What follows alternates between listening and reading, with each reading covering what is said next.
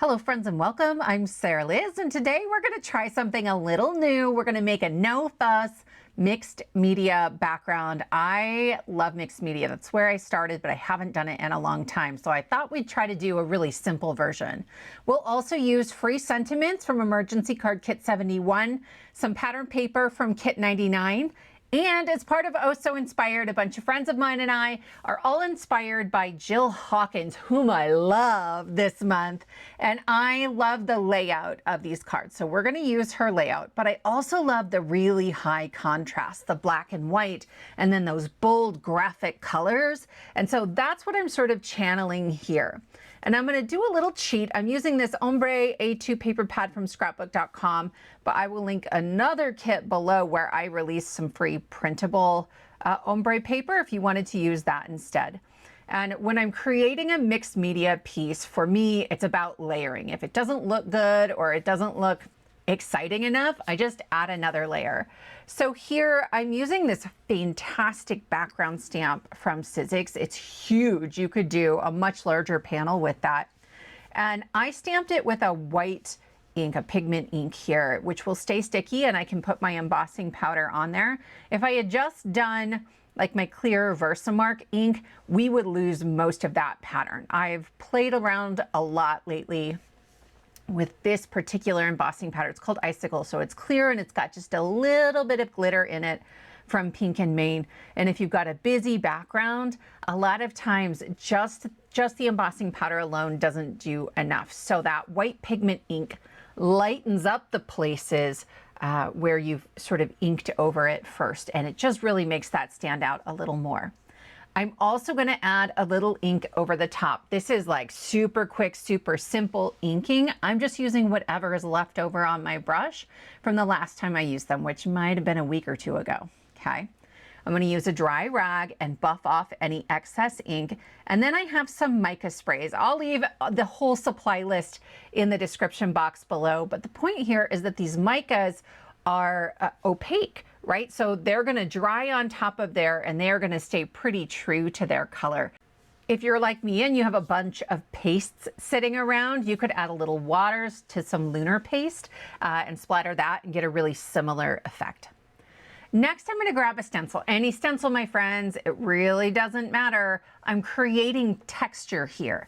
And I'm going to use acrylic paint and then just a makeup applicator and dab that through the stencil in a visual triangle. If you don't want to use paint, which I totally understand, you could certainly use like a Distress Oxide here or a pigment ink. However, the heat embossing we did in the background is going to act like a resist. So you will want to wipe away any ink that's sitting on top of that. At this point, a lot of it was looking kind of the same. And so I'm going to grab this stamp set. I think it's called Totally Awesome. It came out with a Hero Arts tote bag die set, and it's meant to be the patterns on the tote bags. But these are perfect for picking up in your hand and then stamping and getting that sort of incomplete stamping or a more mixed media look. I'm using StazOn so that it will dry on top of the heat embossing that we did and keep more of a complete image there. Now I have a completed A2 panel. I set it aside to dry for a while, and I am trimming that left side at about 1 3/4 inch, about, right? For whatever reason, I was like, I'll go right in between 1 3/4 and 2 inches. Then this pattern is one of my all-time favorites. It came out in the Elegant Blooming Florals Kit 99. So I'll cut that left edge piece to the same size, but the right edge piece I cut a little bit bigger. For that paper, I will link to the original video. That's part of paid membership. So the video will walk you through all of that, but I'll also link you to the Patreon post. And then there is an option to just like purchase the whole kit as a PDF. So I'll link to that as well. As I'm laying these down, I'm gluing down the right panel on this particular card. It's the black and white. And then I'm using a 1mm foam for the left panel. Then on this card, I'm going to look at everything and realize that I don't have quite enough pattern paper to be an entire A2, right? It's a little short of 4 1/4. So in the end, I just trimmed off on the side, and it's going to add to sort of the end result of this card in a way I really love. So this is more like 4 inches by 5 1/2. Doesn't bother me at all. I wanted to create some focal images to add on to our cards that would really be enhanced by what we had created already. And so there's this Cheerful Chirps collection from Spellbinders that works brilliantly with the funny bird sentiments we have coming up. And I'm going to assemble those here. So this first one is called Free Hugs Oscar, and I love him because he's super quick and easy, and he's kind of quirky, right? So you just sort of layer on the little pieces. There really isn't anything else in that die set besides the bird, which also makes it a lower price point die set. But you could use anything in place of this.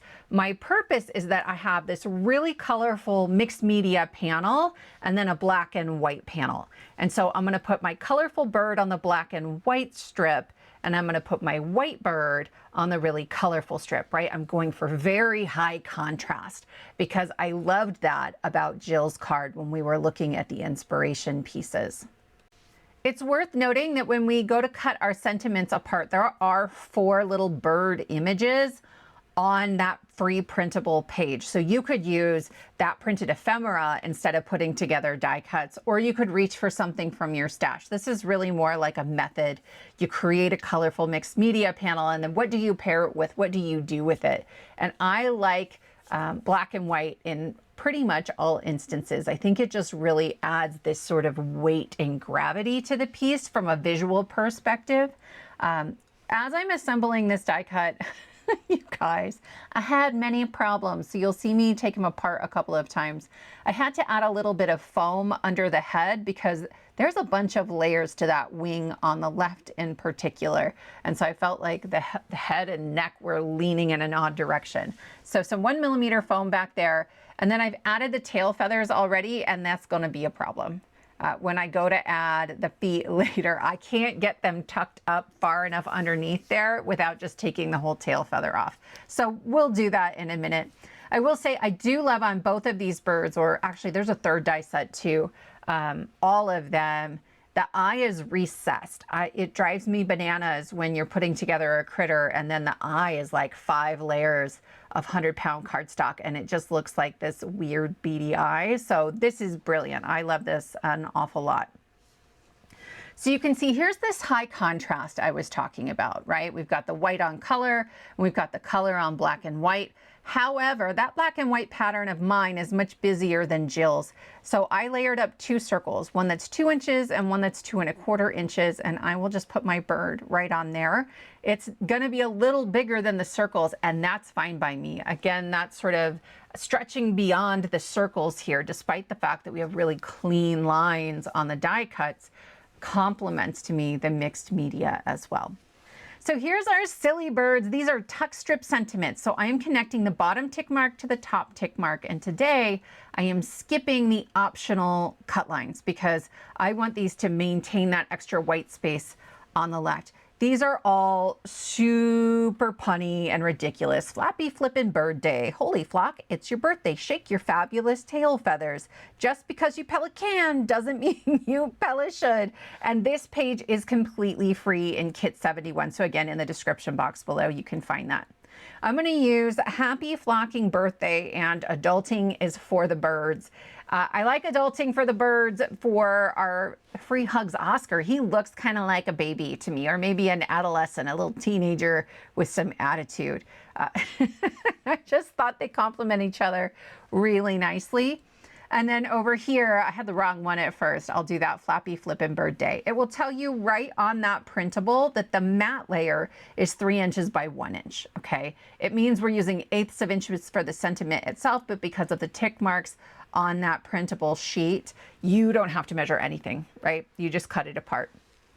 So I'm double checking, especially on this one, to make sure that my sentiment is going to be parallel to the bottom. For the Free Hugs Oscar, it's a little easier, I think. He was a little more obvious. So he's going to go towards the top, and you can see how big he is. He actually hangs off both the left and the right, even though now the finished card is 4 1/4 inches. But remember, I had to trim that card base down. Then I'll add my cockatoo, I think it's a cockatoo, to the other panel. And I have a little bit of foam tape on each of them underneath the sentiment, because remember, we put foam under the skinny panel on the left. So that just keeps everything nice and level. I also ended up adding foam behind the cockatoo's head, but my friends, no fuss mixed media. I hope you'll give this a try. Let me know if you're a mixed media fan. Don't forget this is a collaboration hop, so there is a link to the hop playlist in the description box below. Thank you all so much for spending your time with me, and I will see you next time.